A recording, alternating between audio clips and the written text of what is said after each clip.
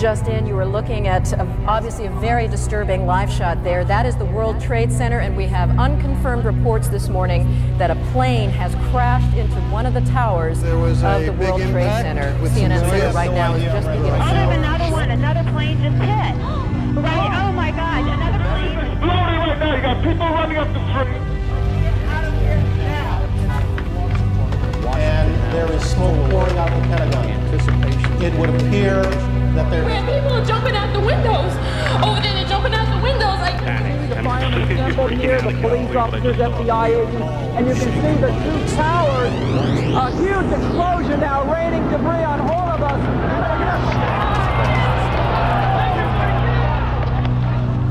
Another plane has crashed. This one about 80 miles south of Pittsburgh.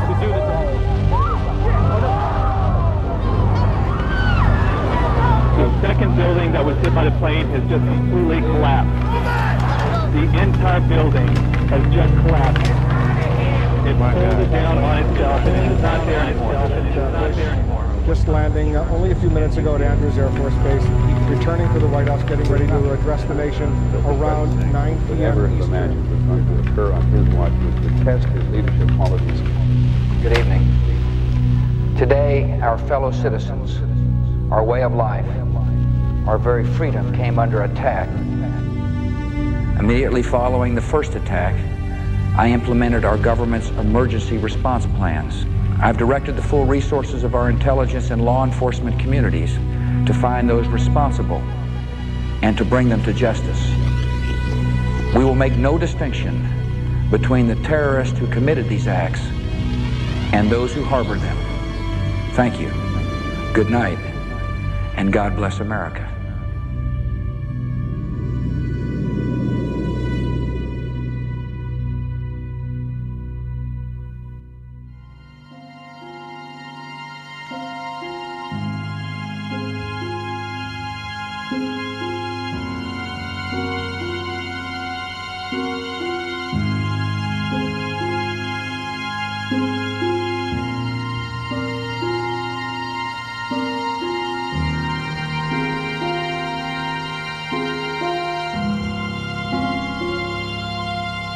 My name is Laurie Van Oaken. My husband, Kenneth Van Oaken, was killed on September 11th at the World Trade Center. He was on the 105th floor of the North Tower, which was the first building that was hit and the second building to collapse.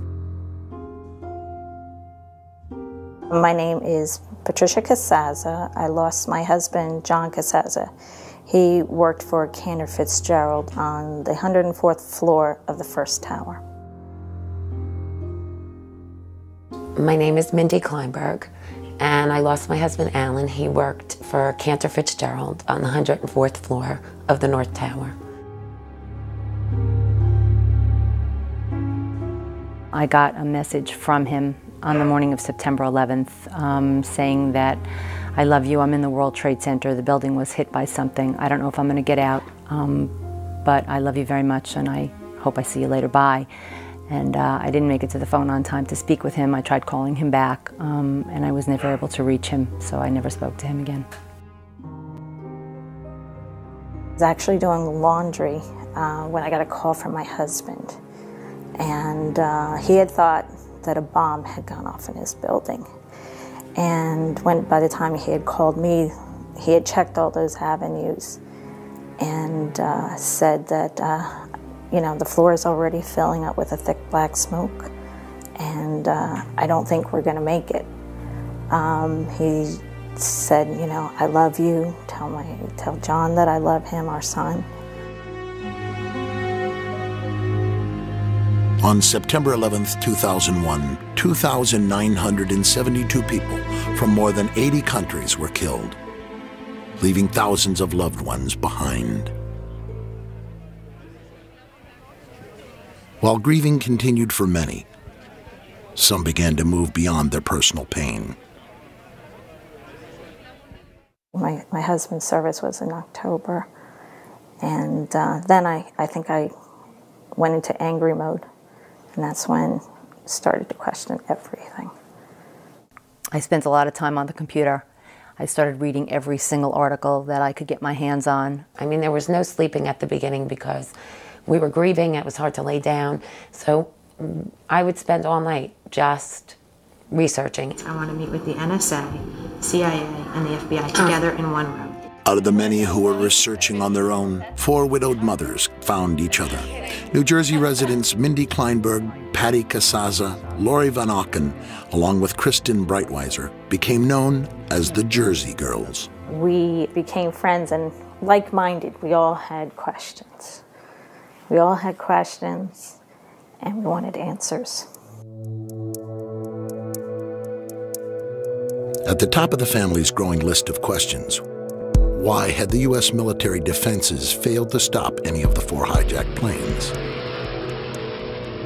The FAA alerted U.S. air defense units of a possible hijacking at 8:38 Tuesday morning. The last plane was reported to have crashed in Pennsylvania just after 10 a.m. That's almost 2 hours, you know, where planes were flying around the skies of the United States with no military response. Coming across an article in a Canadian paper, the Jersey widows learned it had been a routine for NORAD, the military apparatus in charge of air defense, to scramble fighters to intercept planes during suspected emergencies. Fatal accident involving a Lear jet flying across the women recalled one such incident that was heavily reported in 1999. Just 25 minutes into the flight, controllers lost radio contact with the pilots, and an Air Force F-16 on a training mission was sent to take a look. Ultimately, 6 military jets gave chase. The plane was tracked by the FAA on radar. At high levels, the military, even the White House, discussed what to do. Tell me what the difference was between those times and the day of September 11th. They wondered about the lack of immediate response by the president and his Secret Service detail. President Bush was in a Florida elementary school classroom that morning, where he sat for more than 7 minutes after being informed of the second attack. The Secret Service has an arrangement with the FAA. They'd had open lines after the World Trade Center. Tracking it by radar. And under these circumstances, they just move. They don't say, sir, or ask politely. They came in and said, sir, we have to leave immediately, and grabbed me and literally grabbed you and moved you. Yeah. Immediately following the first attack, I implemented our government's emergency response plans. If people fell down on the jobs by not informing those who were in leadership positions, who had the power to do something, why were we not looking at what our protocols were there so that we could fix it going forward?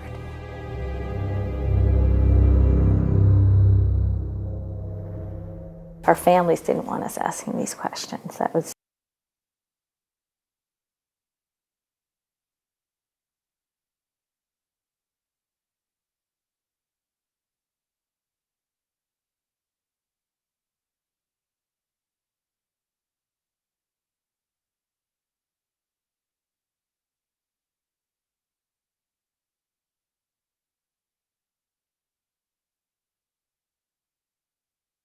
painful. We should, just be grieving and healing. Well, part of our healing process is finding out exactly what happened. We really were looking for answers feverishly at the beginning, and there was very little information being put out through the major media that answered our questions. There were just more questions. Every time we would look into something, we'd have more questions.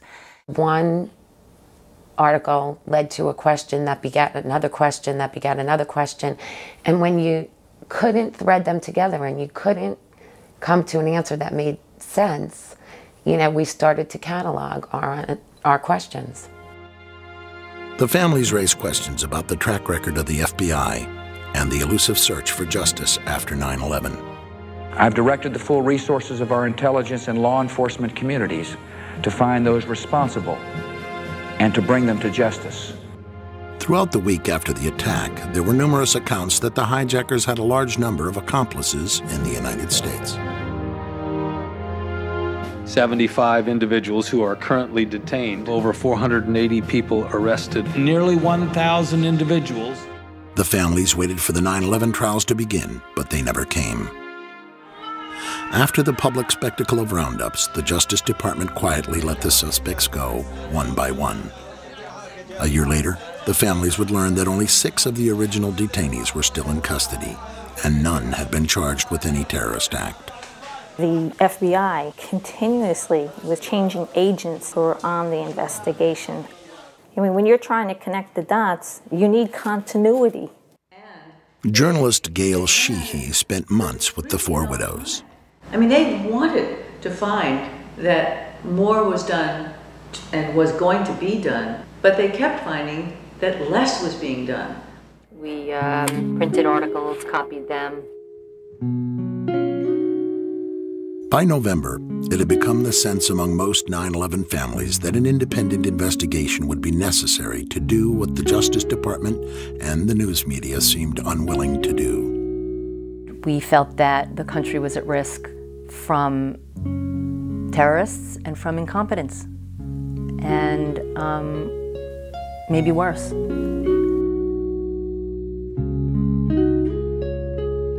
They'd get a little outside Washington, they'd stop at a red light, and they began wriggling out of their capri pants and putting on their nice little skirts and suits so they could go around all the offices of Congress, bedevil these members of Congress and say, what are you doing about this? Soon, a 9/11 Commission bill was being sponsored in Congress. Senator Tom Daschle said last week that you called him several times and urged him not to investigate the events of September 11th. Tom's wrong. He has, I think, in this case, well, let's say a misinterpretation. He said on one occasion that the president asked him to do that at a breakfast meeting. Are you now saying that they weren't asking to block an investigation? Laurie was an independent.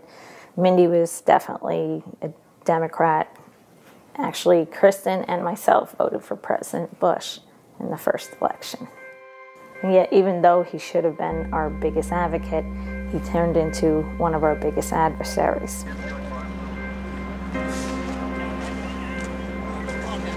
We still don't know what happened in those buildings. The Jersey widows were not the only ones seeking answers and becoming frustrated. In New York, Sally Reaganhard, who had lost her firefighter son Christian in the building's collapse, was forming the Skyscraper Safety Campaign. The 911 emergency tapes and recordings, plus 500 interviews done with the fire department right after 9/11. All that material has been withheld from the public. Sally partnered with widow Monica Gabrielle, who lost her husband Richard at the World Trade Center. Why did the buildings fall? How could skyscrapers just like crumble to the ground in 10 seconds? Never before or since had fire caused a steel frame building to collapse. World Trade Center Building Number 7, never hit by an airplane, also collapsed that evening. Building 7 ablaze at the moment and apparently getting ready to collapse.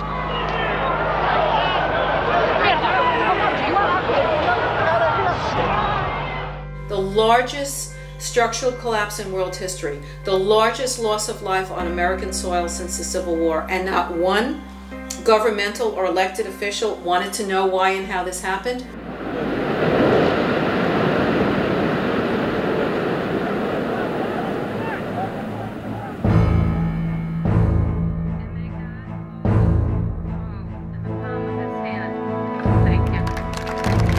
Realizing strength in numbers, 9/11 families rallied at the Capitol to press for answers. We need a full independent investigation. We must ask the tough questions and seek out the difficult answers. We must, as a country, grow and be made stronger and safer by the bitter lessons learned on September 11th. We are asking you, America, to stand behind us. Please. I was terrified to talk in front of anybody. This is not something that any one of us had ever done before. The rally united once isolated families. Bob McIlvain, who lost his son Bobby, came from Philadelphia to join the group. Being down Philly, it's like you're out of the loop. I was floundering by myself, just talking to people, trying to find anyone. That was the first time we all got together in a new direction to push for the commission. Sharing many of the same questions and concerns, a coalition of family members began to take form. Its goal, a formal investigation. Call your congressman. Tell them that you want to be safe. An investigation must not interfere with the ongoing efforts to prevent the next attack. Frustrated with the attitude of the White House and seeming lack of interest from the public, the family members began actively seeking support from the news media. And given the persistence of the media's focus on pain and suffering, it was not difficult for the Jersey widows to get their attention. You know, it was my private pain and my private story, and I really did not want to share that. But we made a conscious decision that we would start to say to them, okay, well, I will tell you about me personally if you talk about the fact that there's not an investigation. Well, I'm joined right now by 4 women who lost their husbands in the attacks. Kristen Breitweiser is one of 4 New Jersey widows who lost. These women banded together after their husbands were killed, and now they're leading a campaign to find out exactly how did 9/11 happen. And finally, the media began to report on our activities, not just the activities of the administration. Look forward to the president and the vice president going to both come in there. To go on any show is not easy, but you needed the public pressure in order to make anything happen in Washington. I mean, they need huge public pressure to move them. President Bush signed legislation today creating an independent commission to investigate the September 11th attack on America. Buckling under pressure, the White House was finally agreeing to a deal. But in a stunning series of revelations, it soon appeared that the White House was stacking the odds against an investigation it had not wanted in the first place. The president named a supporter, Dr. Henry Kissinger, Secretary of State in the Nixon and Ford administrations, to head the panel. He has a penchant for secrecy, which is not what's needed here. There are questions about his role in Vietnam, his role in the coup in Chile. Several family members approached Kissinger and requested a meeting at his office in New York. Prior to the meeting, Kristen Breitweiser conducted a thorough investigation of Kissinger's potential conflicts of interest. Probably much to the chagrin of some of the people in the room, Laurie asked some very pointed questions. Would you have any Saudi American clients that you would like to tell us about? And he was very uncomfortable, kind of twisting and turning on the couch. And then she asked whether he had any clients by the name of Bin Laden. And he just about fell off his couch. Former Secretary of State Henry Kissinger stepped down from the position Friday. We thought the meeting went well. I wouldn't want to be in the way of some of these families. I mean, they're... Kissinger was soon replaced by Tom Keene, a former New Jersey governor, and former Congressman Lee Hamilton, who had chaired the House Intelligence Committee. The remaining 8 commissioners were all former D.C. insiders and lawyers, evenly split between Republicans and Democrats. Remember, in the 90s, they spent $100 million investigating Clinton's sexual exploits. $100 million. And they first allocated only $3 million to investigate the murder of 3,000 people. The budget was eventually raised to $14 million, but the investigation was also given less time than they had wanted, a year and a half. To monitor the commission, leading victim relatives established the Family Steering Committee. The group provided the commissioners with hundreds of well-researched questions for which they expected answers. All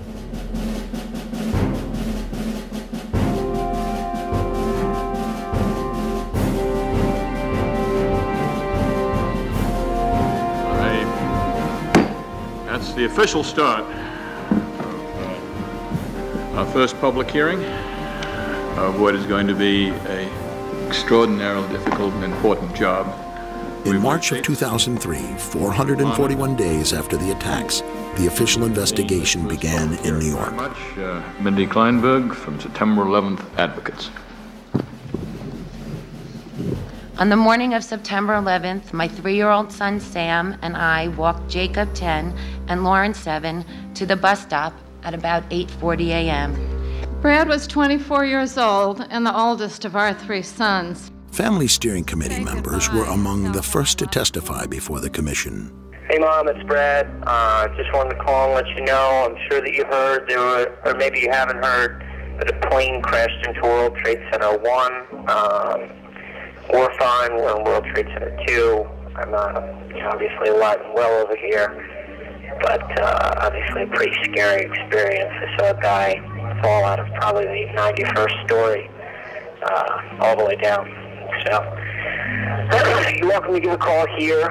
I think we'll be here all day. I'm not sure if the firm's going to shut down for the day or what, but give me a call back later. I called Dad to let him know. Love you.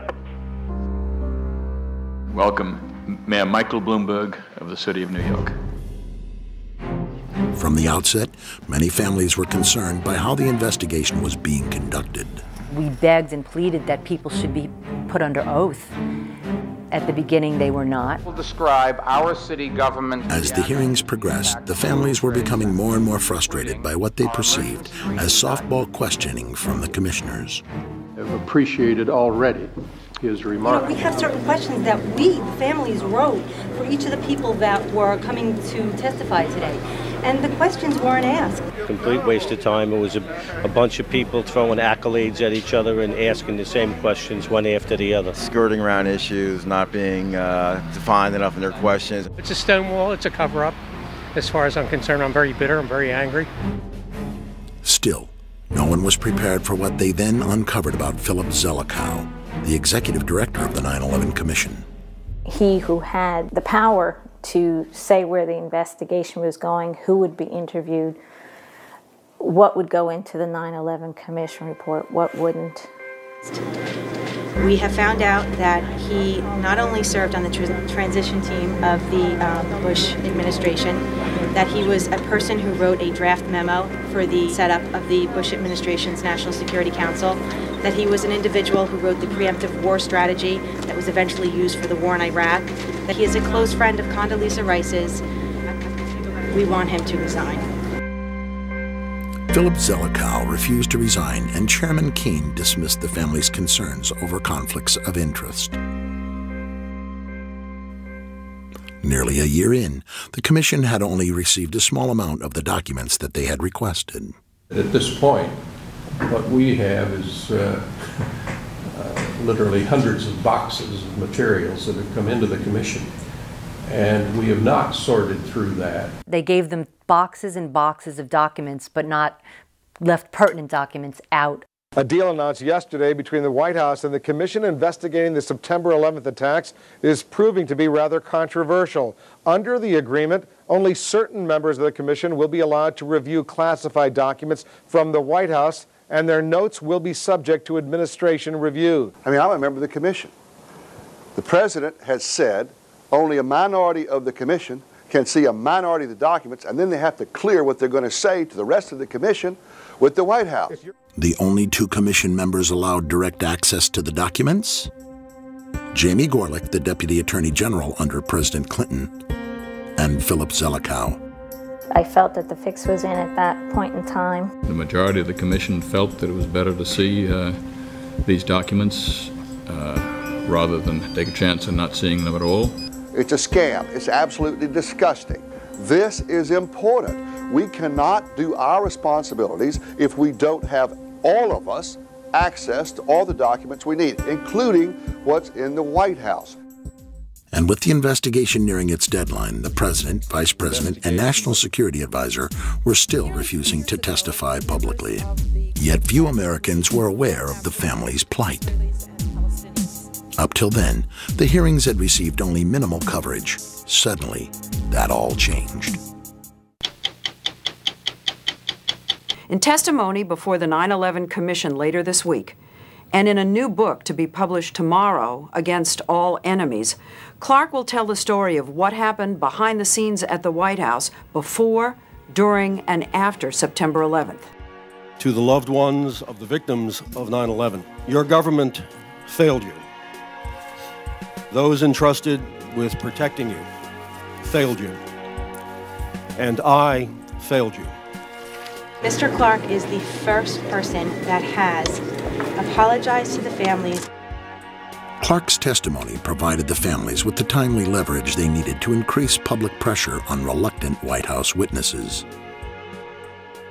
The Bush administration will allow National Security Advisor Condoleezza Rice to testify publicly before the 9/11 Commission.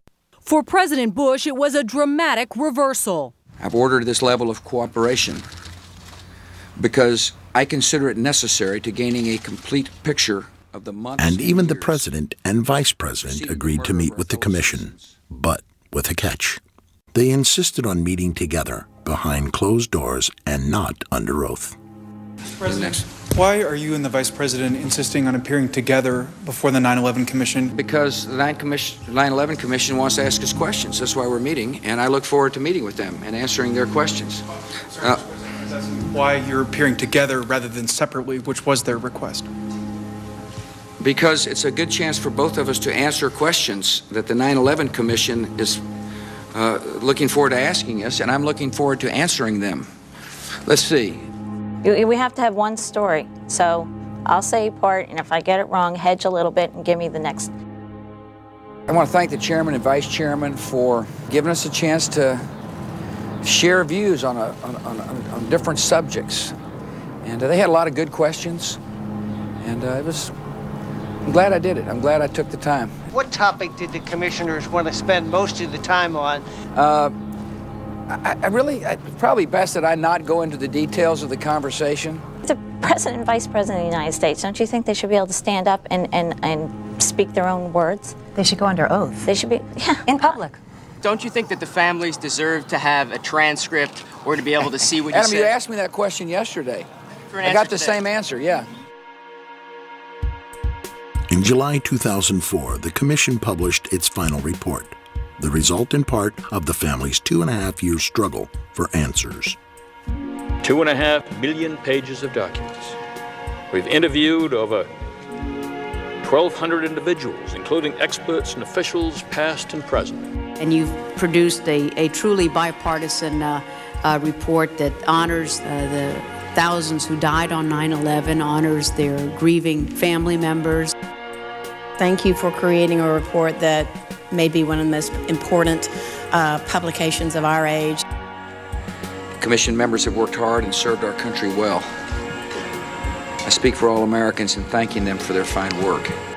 We, waited for the report to come out and were hopeful. I was always hopeful that we would get a report that answered my questions. However, the commission report failed to meet many of the family's expectations and concluded that 9/11 was merely a failure of imagination. The percentage of the questions that got answered was very, very low. I'd say maybe 30% got touched upon, 70% didn't. The stuff that's included is the stuff that they really didn't have too much choice in including because they knew what we knew. You can do an investigation, and if you don't really want to research an area, you just don't look at it. If you don't ask them all the questions or you don't let them tell you the whole story, then you could write a report based on half-truths.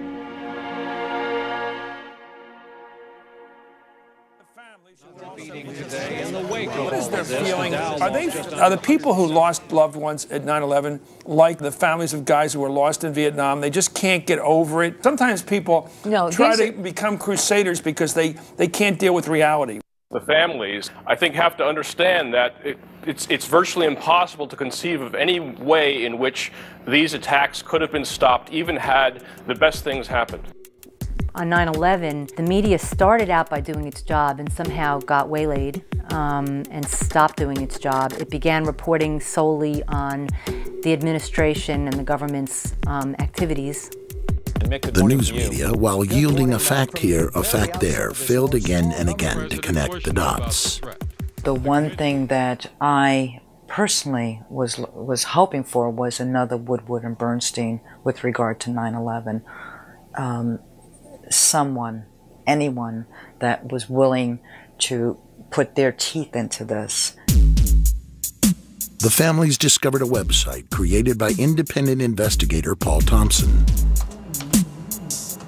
His complete 9/11 timeline, an innovative internet research tool, stitches together information from over 7,000 mainstream news stories. It was all our binders, okay, but laid out beautifully online, and he had the ability to connect the dots. He would put a time up there and then he would back it up with mainstream media sources so you could understand why there were discrepancies in the timeline. Flight 93 crashed at 10:03, but the seismic data says 10:06. And then he'd have a link so you could see the seismic data. The whole mystique of intelligence is that you acquire this very valuable information covertly. If the truth be told, about 80%, 80, of any of what the information that one needs is available in open source materials. Thompson's work soon gained mainstream media exposure.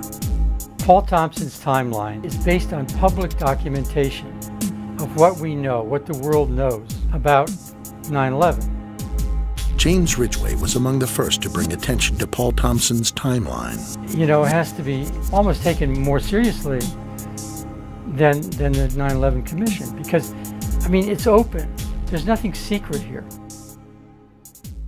As I began researching, I noticed this curious phenomenon, which is that there's a lot of explosive information that has come out in the mainstream press, but it comes out buried. As a casual observer of the news, I'd never noticed any of this stuff. You might find one important bit of information in, say, a newspaper story, and another bit of information on a news show. And if you start to put all those rather obscure stories together, you end up with an almost completely different narrative. For just about any area relating to 9/11, the story is quite different if you dig deeper into the news. And clearly, something yesterday took place in New York that was not foreseen, that we had no specific information about. Like most Americans, Thompson initially didn't question the Bush administration's first statements about the attacks. The administration consistently maintained that there were no warnings or specific threats. No specific threat involving really domestic operation or involving what happened, obviously, the city's airliner and so forth. There were no warning signs that I'm aware of that would indicate this type of operation in the country. I first became interested in 9/11 around mid-2002, right around the time that President Bush's now famous August 6th PDB became leaked to the press. President Bush was told in August that Osama bin Laden might be planning an attack involving the hijacking of U.S. aircraft.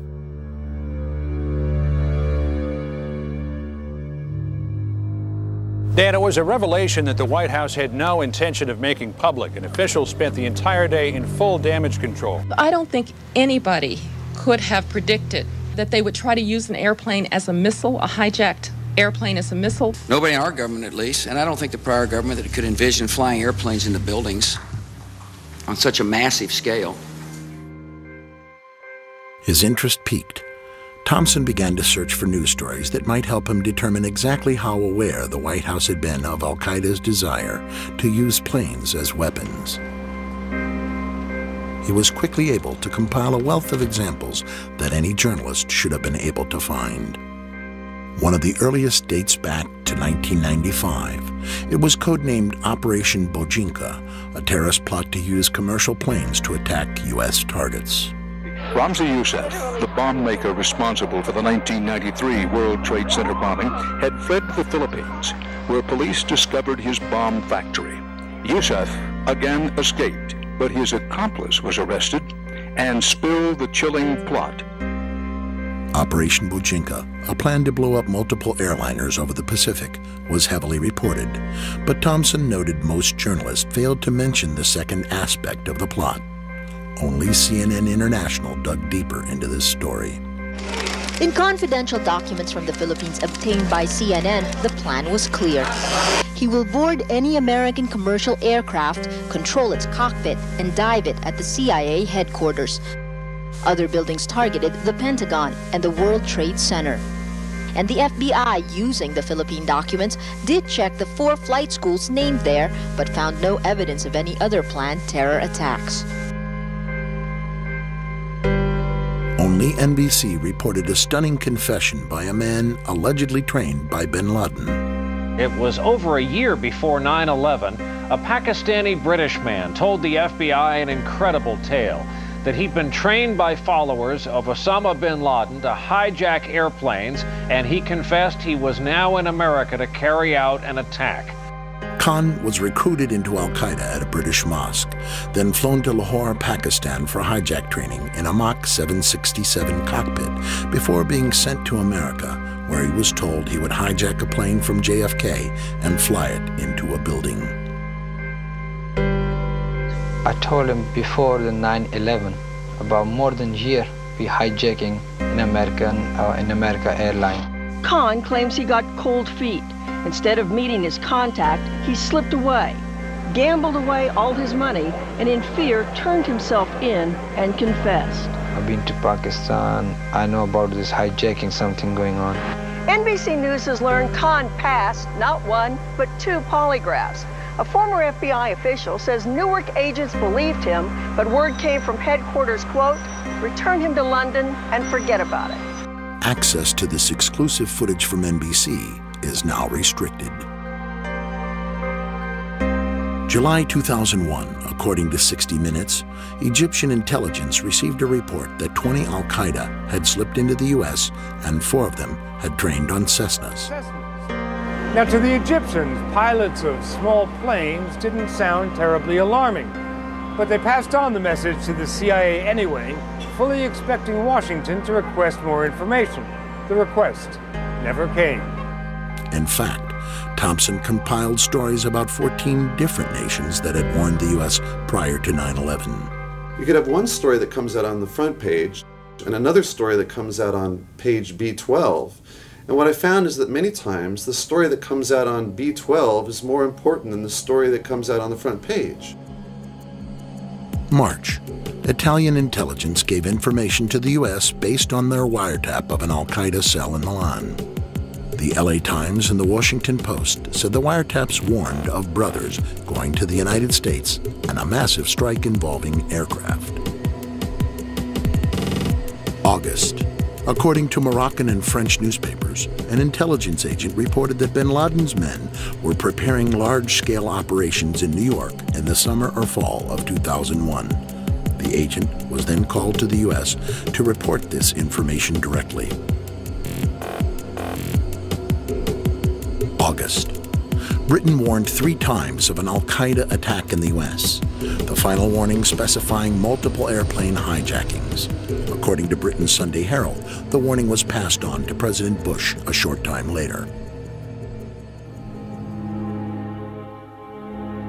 It's unknown how many of these warnings, reported but buried in back pages, reached the White House through official channels. But one threat assessment is well known to have reached President Bush directly. It was known as the Presidential Daily Briefing, or PDB, of August 6th. The Bush administration kept it from the public for months until it was revealed in part by the CBS News in May 2002, putting the White House on the defensive. All of this reporting about hijacking was about traditional hijacking. You take a plane, people were worried they might blow one up. I'd like to ask you about the August 6th PDB. Sure. You mentioned it. 2 years later, President Bush responded to questions about what led him to request the August 6th briefing. Yeah. Ed, I asked for the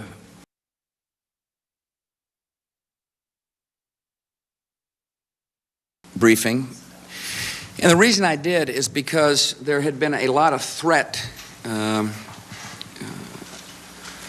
intelligence from overseas. And so part of it had to do with the Genoa G8 conference that I was going to attend. 8 of the world's most powerful leaders gathered here to discuss global problems. And yet, the threat of violence means they're having to keep the world at bay. Just prior to the G8 summit, CNN.com reported the head of Russia's Federal Bodyguard Service has warned of a plot by terrorist Osama bin Laden to assassinate George W. Bush. The LA Times reported U.S. officials were warned of a threat posed from the air by commercial airliners. It's terrorists as well as protesters the Italian government fears, so anti-aircraft batteries were on standby at the airport. Condoleezza Rice was present there, President Bush, Ari Fleischer, Karl Rove, President Bush's own family. They were going to sleep on a boat so that a plane couldn't go into a building. This floating resort will be home for 3 days for the G8 leaders, necessary for their safety. If the August 6 PDB was prompted by a threat from the air in Genoa, clearly President Bush, his spokesperson Ari Fleischer, and his national security advisor Condi Rice were more than aware of the threat of planes as weapons, but the news media appeared to miss the lead. You have information about simultaneous hijackings. No specific threat. Planes being used as weapons. I don't think anybody could have predicted. Specific targets, including mentions of Pentagon, World Trade Center. Nobody in our government, at least, and I don't think the prior government that could envision flying airplanes into buildings.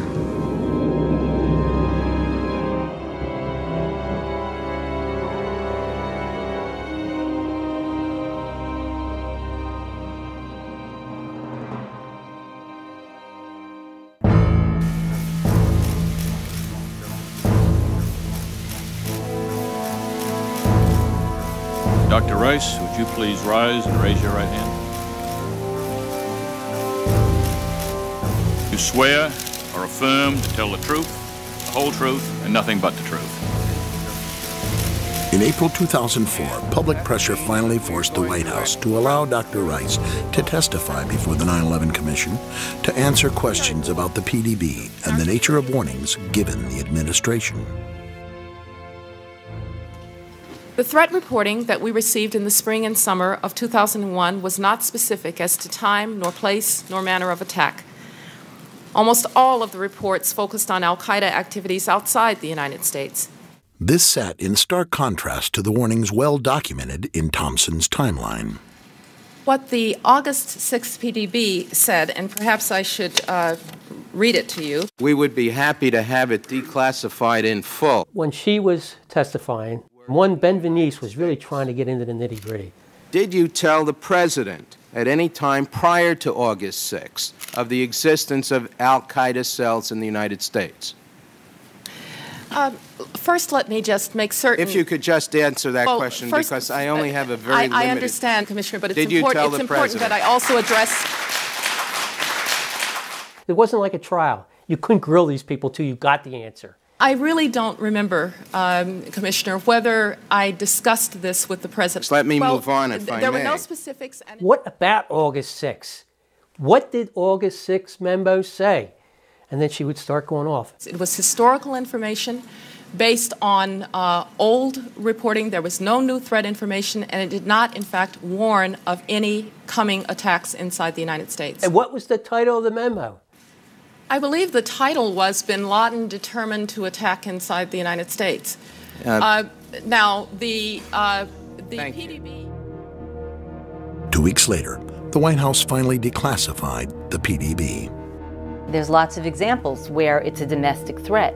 Bin Laden told followers he wanted to retaliate in Washington. You know, Bin Laden was planning to exploit the operatives' access to the U.S. to mount a terrorist strike. Abu Zubaydah was planning his own U.S. attack. Less FBI information since that time indicates patterns of suspicious activity in this country consistent with preparations for hijackings or other types of attacks, including recent surveillance of federal buildings in New York. That's present tense and domestic. Ari Fleischer came out right after September 11th and said there were no warnings. I watched him tell me there were no warnings, okay? I want to know why nobody has gone back and said, what did he mean? Howard Dean recently seemed to muse aloud whether you had advanced knowledge of 9/11. Yeah. Look, there's time for politics. And, you know, it's time for politics, and it's an absurd insinuation. The press has reported this one and that one, but they haven't really put it all together and said, God, how many different warnings did you get? How many different ways was this information coming at you? And why wasn't anything done about all these warnings? Why is the Attorney General of the United States doing all his air travel by specially chartered jet? The Justice Department cited what it called a threat assessment by the FBI and said Ashcroft has been advised to travel only by private jet for the remainder of his term. And on the night before the attacks, the president may have slept more soundly, knowing surface-to-air missiles were placed on the roof of the Sarasota, Florida resort where he was staying. Not a typical security procedure at the time. That same night, quote, a particularly urgent warning may have been received, causing some top Pentagon brass to cancel their scheduled flights the morning of 9/11. Why that same information was not available to the 266 people who died aboard the 4 hijacked aircraft may become a hot topic on the Hill. It never did. We took an oath not to talk about during the campaign, I think correctly so, to increase the capacity of that commission's report to be heard by the People's Congress. Now it's beyond the campaign, so the promise I had to keep this out of the campaign is over. Mr. President, you knew they were in the United States. You were warned by the CIA. You knew in July they were inside the United States. You were told again by briefing officers in August that it was a dire threat. Didn't do anything to harden our border security, didn't do anything to harden airport security, didn't do anything to engage local law enforcement, didn't do anything to round up INS and consular offices and say we have to shut this down, and didn't warn the American people. What did you do? Nothing, so far as we could see.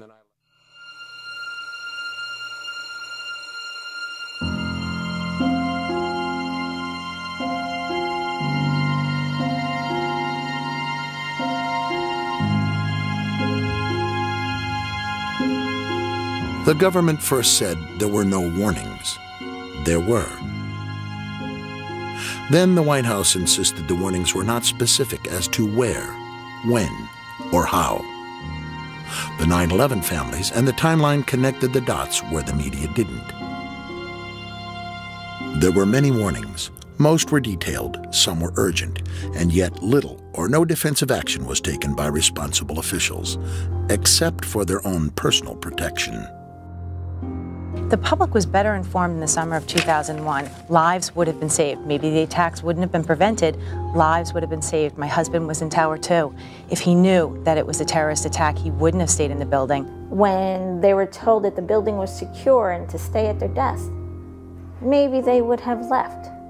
Maybe, those who thought that the first attack was an errant plane would have thought differently and responded differently. But again, we weren't given the information to make any of these decisions for ourselves.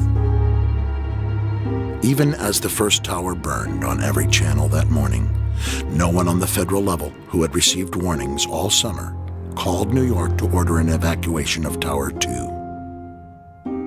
No one ordered fighters to perform any timely defensive action against the remaining hijacked planes.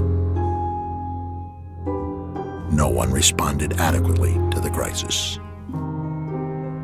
It has been said that the intelligence agencies have to be right 100% of the time, and the terrorists only have to get lucky once. This explanation for the devastating attacks of September 11th, simple on its face, is wrong in its value. Because the 9/11 terrorists were not just lucky once. They were lucky over and over again. When you have this repeated pattern of broken protocols, broken laws, broken communication, one cannot still call it luck. If at some point we don't look to hold the individuals accountable for not doing their jobs properly, then how can we ever expect for terrorists to not get lucky again?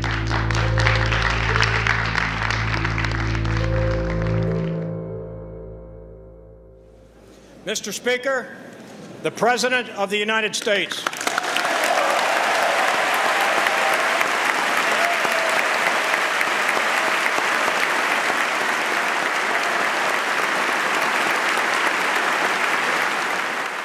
On September the 11th, enemies of freedom committed an act of war against our country. And tonight, the United States of America makes the following demands on the Taliban. Deliver to United States authorities all the leaders of al-Qaeda who hide in your land. The Taliban must act, and act immediately. They will hand over the terrorists, where they will share in their fate.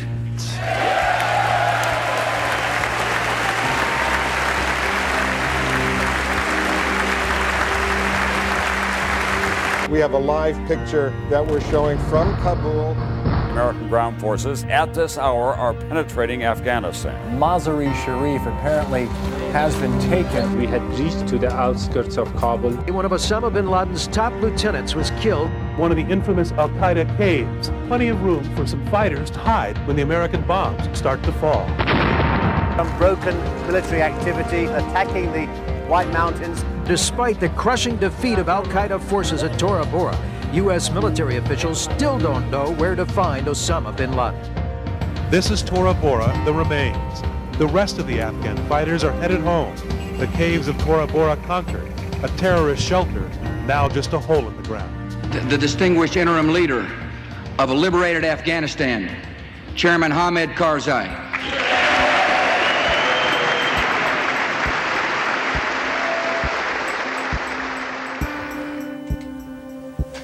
America's apparently clear military victory in Afghanistan was not so clear-cut to Paul Thompson. The war ended very quickly, but in the end, the U.S. was only able to capture or kill one major al-Qaeda figure and no Taliban figures. You know, the fact is right now today, we don't have any high-ranking Taliban or al-Qaeda, but we haven't really captured anybody, one or two on the fringe. His understanding of the government's actions before 9/11 now fundamentally changed. Thompson decided to take a similar look into what happened in Afghanistan. The press never looked very closely at how so many of these leaders were able to escape. However, if you piece together a number of different news accounts, you can begin to understand the story.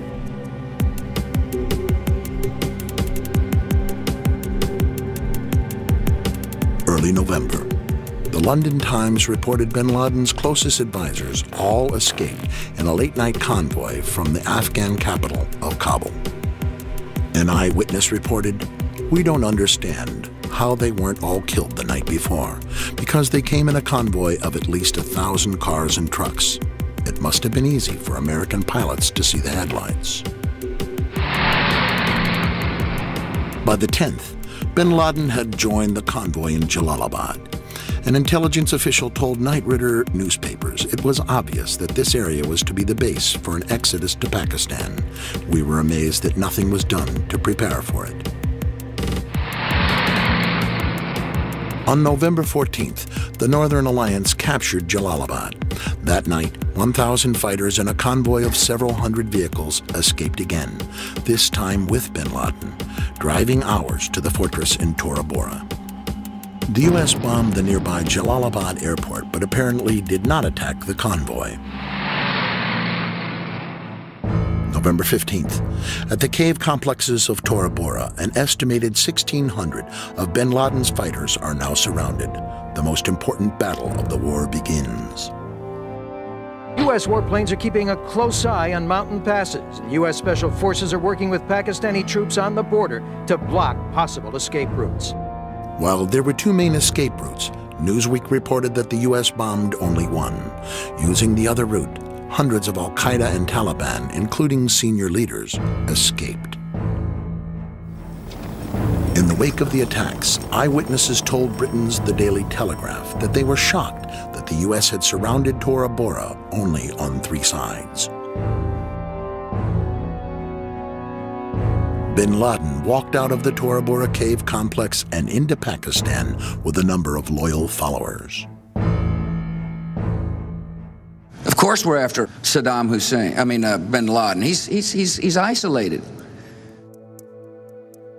In August 2005, a story broke that gave Paul Thompson a missing piece of the puzzle. In an exclusive interview with Newsweek, the CIA field commander in Tora Bora during the invasion, Gary Burnson, broke his silence. He explained that his intelligence operatives had tracked bin Laden to Tora Bora. Mr. Bernstein feels so strongly about getting this story out and getting his book published that he actually resigned 2 years short of retirement from the CIA in order to publish his book. At the time of this interview, he was required to speak through his attorney until the CIA cleared his book for publication. At various points in time, they did have, to my understanding, definitive intelligence as to his general location within Tora Bora. I can't go into detail as to the actual sources of the intelligence and the collection methods because those remain classified. However, we had Osama bin Laden essentially cornered in Tora Bora, and for whatever reasons, we did not do what was necessary in order to ensure that he did not escape.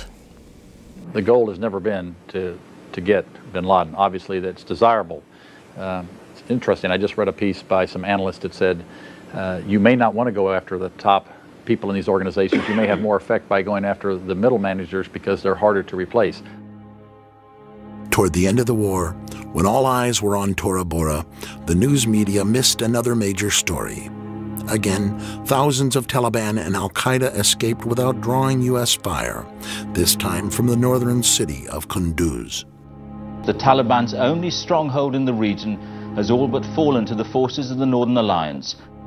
Once again, the door was left open for escape.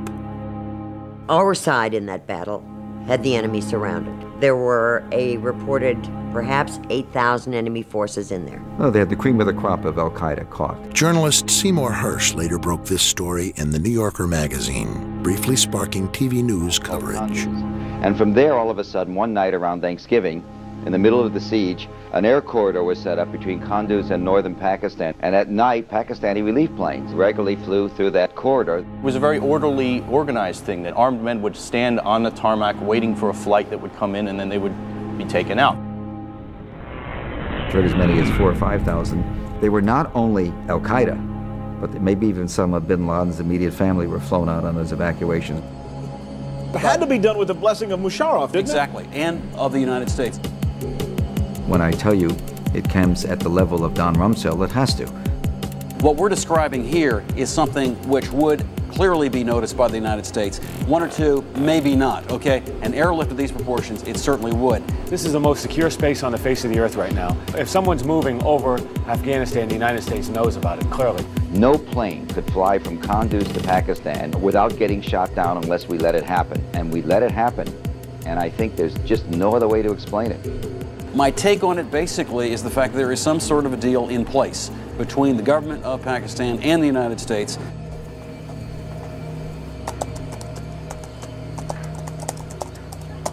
Intrigued, Thompson looked deeper into Pakistan. His timeline showed Osama bin Laden was reportedly last seen in Pakistan after escaping from Tora Bora.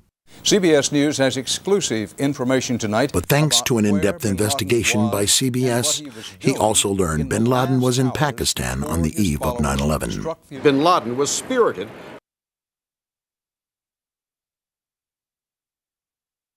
into this military hospital in Rawalpindi for kidney dialysis treatment. The military had him surrounded, says this hospital employee who also wanted his identity masked. They were saying that Osama bin Laden had to be watched carefully and looked after. We will make no distinction between the terrorists who committed these acts and those who harbor them. To better understand the ties between bin Laden and Pakistan, Thompson followed a timeline thread that began with covert Pakistan involvement in the Soviet-Afghan War 2 decades ago. In 1979, in the midst of the Cold War, the Soviet Union invaded Afghanistan.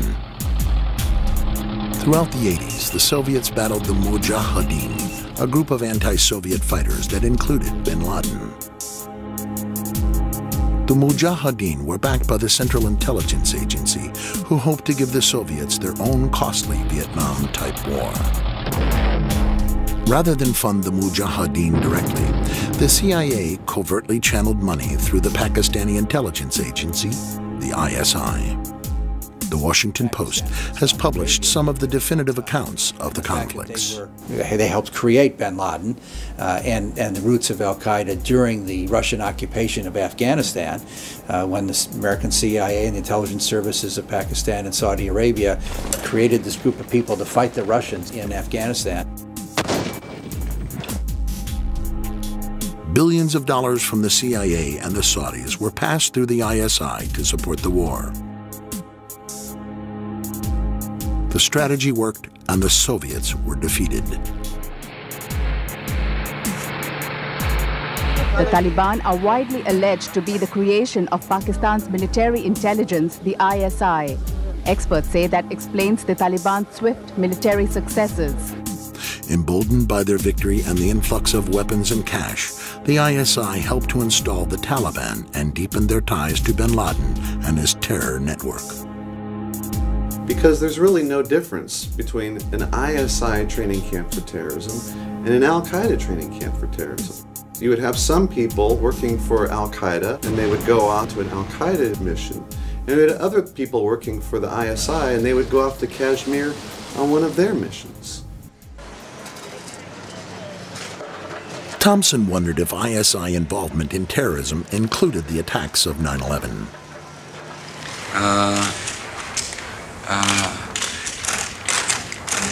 We will give the Pakistani government a chance to cooperate and to participate as we hunt down those people who committed this unbelievable, despicable act on America. What I am told by senior administration officials is the Pakistani government has promised to, quote, fully cooperate. The dictator of Pakistan, General Musharraf, came forward. Within days of the attacks, Pakistan was hailed as a major ally in the new war on terror. The White House seemed confident that al-Qaeda alone was behind 9/11. Will you release publicly a white paper which links him and his organization to this attack to put people at ease? We are hard at work bringing all the information together, intelligence information, law enforcement information, and I think in the near future we'll be able to put out a paper, a document that will describe quite clearly the evidence that we have. No, I think that there was just a misinterpretation of the exact words the Secretary used on the Sunday shows. I'm not aware of anybody who said white paper, and the Secretary didn't say anything about a white paper yesterday. You know, you're talking about actions in other parts of the world, and certainly you want the support of as many people around the world as possible. You know, I guess it seems as though you're asking everyone to trust you. I mean, logic tells you they couldn't have done it alone. This was a sophisticated plot. Bin Laden was not capable of doing this by himself and his group. So who was capable? Obviously, there has to be much more of an investigation in Pakistan. But on October 1st, the FBI discovered evidence linking the alleged hijackers and al-Qaeda by following a money trail that ended at Mohammed Atta in Florida. Suspected hijacker Mohammed Atta received wire transfers via Pakistan and then distributed the cash via money orders bought here in Florida. A senior law enforcement source tells CNN the man sending the money to Atta is believed to be Ahmed Umar Saeed Sheikh. He reportedly is controlling certain aspects of the financial transactions of the Al-Qaeda network. Once a standout student at the London School of Economics, the British-born son of Pakistani parents speaks 5 languages. The story made news in every major newspaper.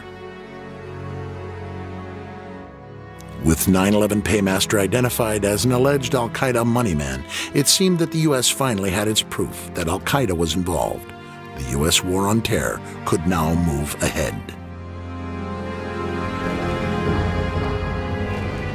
But what most of his post-9/11 reports about Omar Saeed Sheikh had failed to mention was that at the same time Sheikh dropped out of the London School of Economics to presumably join al-Qaeda. He had also joined the ISI.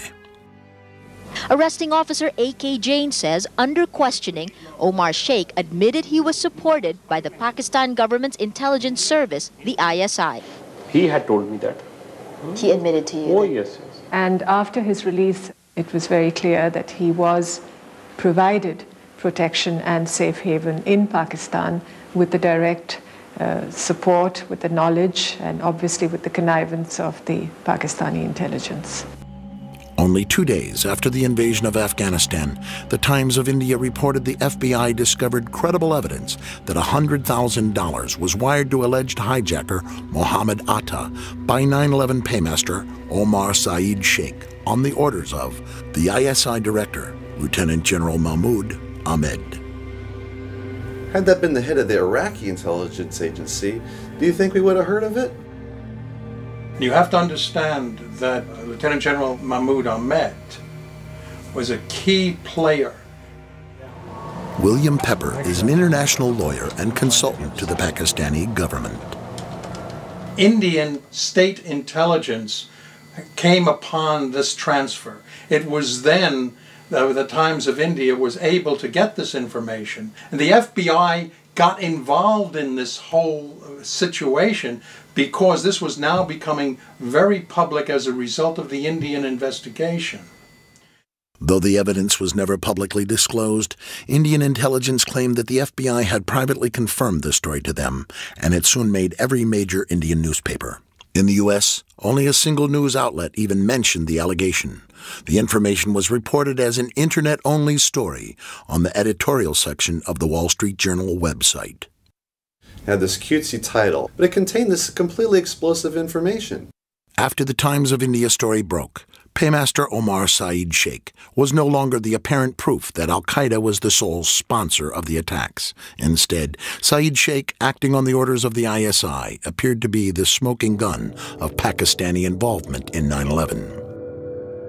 And instantly, within that day, basically, Saeed Sheikh becomes persona non grata. And then a whole bunch of other people are put forth as the paymaster. Over the next several months, authorities began confusing the news media with a bewildering variety of alternate names for the paymaster, each sounding similar to Omar Saeed Sheikh. No, it's this guy. No, it's this guy. They keep changing the story about who the guy is, and it becomes hard to keep track. By the one-year anniversary of 9/11, Newsweek had concluded that the paymaster remains almost a total mystery. The 9/11 Commission would ultimately conclude that the question of who financed the attacks is of little practical significance. And in my opinion, it seems to be a bunch of smoke and mirrors to try to really hide the fact that there's money coming from the ISI going to the hijackers.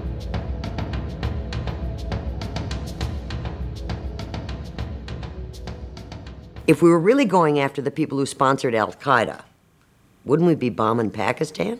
Are we better off in Pakistan or in Iraq in terms of beating terrorism? I would say to you, if you'd asked me that question, I would say, no question. Let's forget about Iraq and let's focus on Pakistan. There is no reason for the administration to continue to shield make-believe allies who are supporting, either directly or indirectly, terrorists whose goal is to kill Americans. And do you think that will ever become public? Which countries are talking about? It'll become public at some point when it's turned over to the archives, but that's 20 or 30 years from now. We need to have this information now because it's relevant to the threat that the people of the United States are facing today. And here the story took another unexpected turn. Several top news sources had all reported that the Pakistani ISI director had actually been in Washington for a rare visit during the week of September 11th. Yes. Are you aware of the reports at the time that ISI chief was in Washington on September 11 and on September 10th, $100,000 was wired from Pakistan to these groups here in this area? And why he was here? Was meeting with you or anybody in the administration? I have not seen that report, and he was certainly not meeting with me. Yes?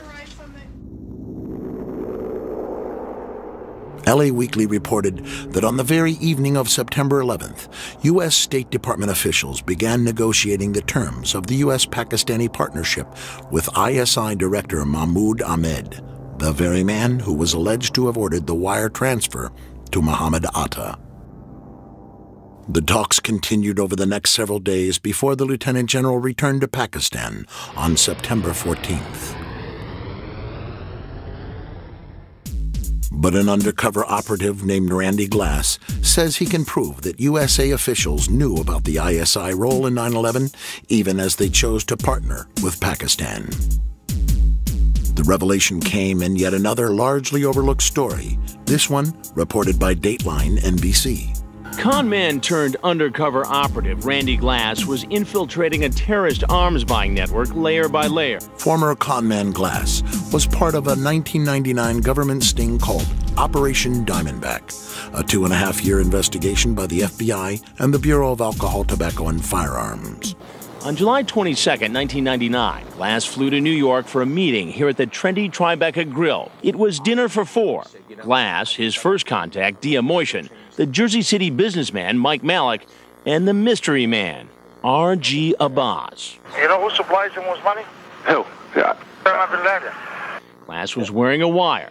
Mixed in with the dinner crowd were agents from the FBI's terrorism task force. Basically, what he told me was they were interested in purchasing a large amount of sophisticated weapon systems. And who was Abbas representing in this?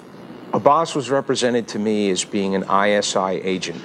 And this is where the stakes really get high, because if Abbas was telling the truth, Randy Glass and the feds were about to cut an illegal weapons deal with a Pakistani intelligence operative linked to terrorists. The story of Randy Glass never seemed to quite catch on. If you ask most people, have you heard about this? Have you heard about Randy Glass? They haven't heard about it. Earlier today, perhaps the story failed to spark the public imagination because the most dramatic revelation ended up on Dateline's cutting room floor. I had been threatened by FBI agent Steve Brodowski that if I mentioned any of that, I would be charged with obstruction of justice. 2 months later, the Palm Beach Post ran this story. During the course of the conversation, I asked him exactly what his intentions were. After dinner, as we walked outside, he pointed in the direction of the World Trade Center and said, "Those towers are coming down."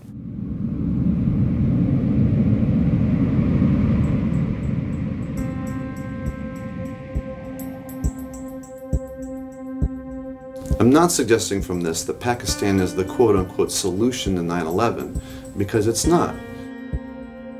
Pakistan is one part in a very complicated story.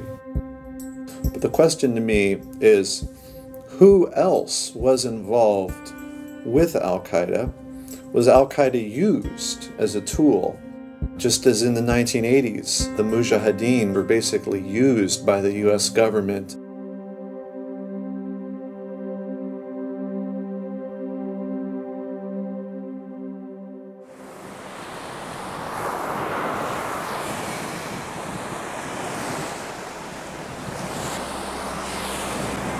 In August 2004, after the 9/11 Commission had disappointed so many of the families with its report, Paul Thompson's completed timeline was published as a book by HarperCollins.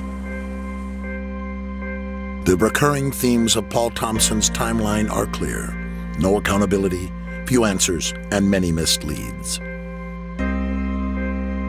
The sponsors of the attack yet to be confronted. Is the fact there is some sort of a deal in place between the government of Pakistan and the United States. The men named as the culprits allowed to escape. But we haven't really captured anybody, 1 or 2 on the fringe. And the government officials who ignored warnings before 9/11, still in their positions. I don't remember the Al-Qaeda cells as being something that we were told we needed to do something about. Still, despite years of investigation and advocacy by the families and others, the official story of what really happened on September 11th remains little changed. What is democracy? You know, it's government by the people. It's a simple equation, okay? The biggest part of democracy is the media. They have to hold everyone accountable. You know, it would be impossible as a citizen to be up and informed on every single topic because it took us thousands of hours of research in order to be informed enough to ask the right questions here. And that's where you need media, because you know what? Somebody has to be out there connecting the dots. And we don't have that. Good morning, everyone. Thank you very much, Diane and Charlie. Please don't go away because... I think news reporting has drastically changed since 9/11. Rebecca Abrams, an assignment editor with ABC News. The reporting now, there is always use of caution in how we cover a story. For those tuning to the internet rather than network news, online buzz about President Bush in the Florida classroom had started within weeks of the attacks. But most Americans remained unaware. For nearly 3 years, the footage gathered dust on newsroom shelves as the networks avoided the issue in their anniversary retrospectives. ABC News is going to be with you all day long, bringing you the events of the day, starting with the memorial here. They seemed to go out of their way to avoid exposing the president's lack of response. The president thought for a second or two about getting up and walking out of the room, but the drill was coming to a close and he didn't want to alarm the children. Instead, Bush pauses, thanks the children. Thank you all so very much for showing me your reading skills.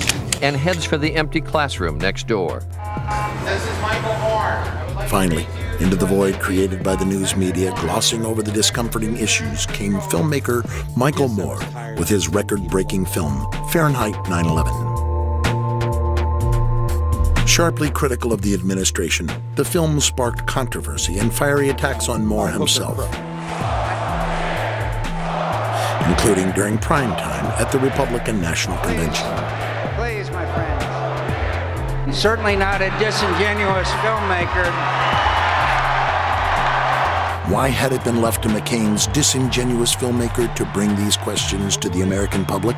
Fahrenheit 9/11, which is based a lot on our reports at BBC Television on my book. ABC News has free access to everything we do at BBC Television. We say, go ahead, run it. Run the story. You don't like the way Michael Moore does it? You think it's too polemical or biased? Fine. Run the hard news, buddy. It's on AP, it's Bulletin Crash. We are every day kicking and screaming in the newsroom, trying to get stories out. But we could do a story and it might not make air. You have someone from the corporation making the editorial decisions. These are not journalists. Another reaction from the administration now, and again, not exactly... With the stifling of dissent on the rise in America after 9/11, the tough questions were not asked, much less answered. You know, there was a time in South Africa that people would put flaming tires around people's necks if they dissented.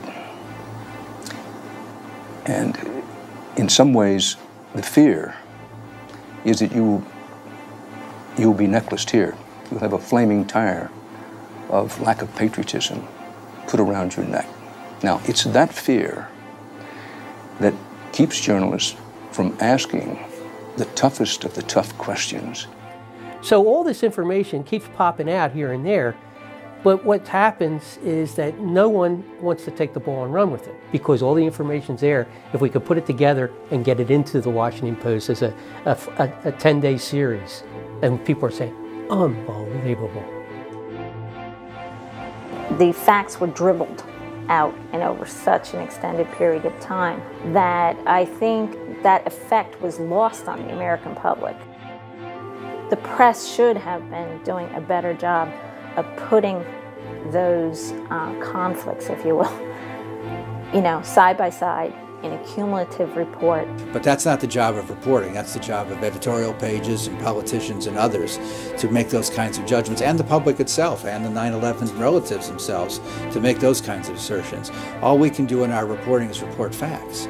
And we have reported those facts, and we have held those facts up against public statements at the time, which is why they know that that's what took place from our reporting.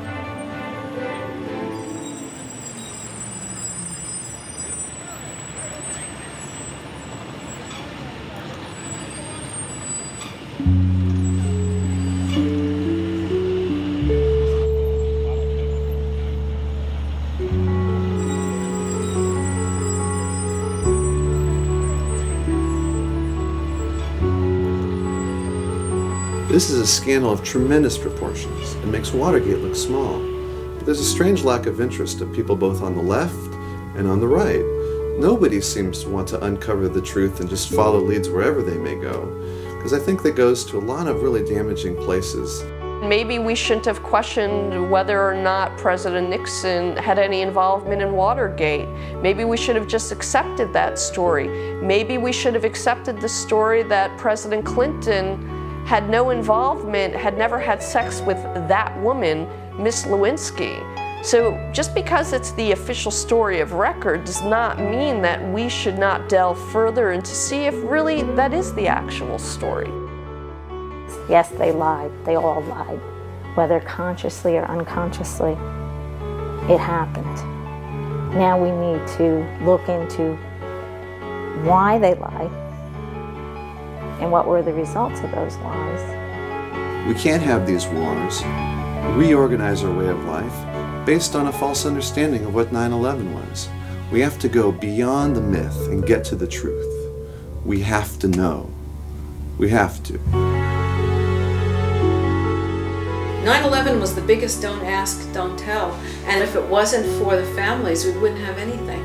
And that's very frightening. We had to take this tragedy and do the best we could with our lives and with our country to try and make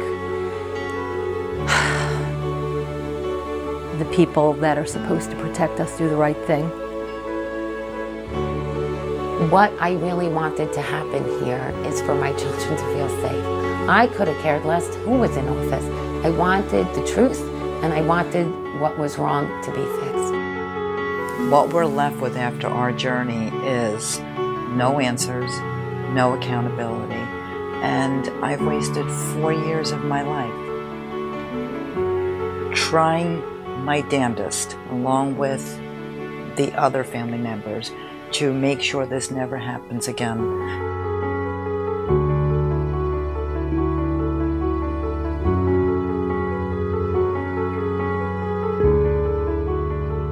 Let me just say something real quickly about my son, please. On the wall in his room,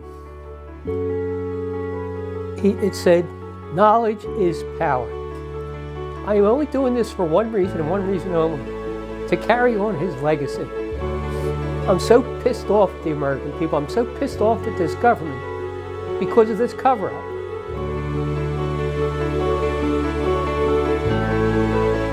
John Gerard Coughlin. Timothy J. Coughlin.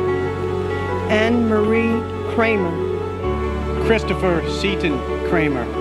And my big brother, Wade Brian Green. We miss you, we love you, and you are always in our hearts.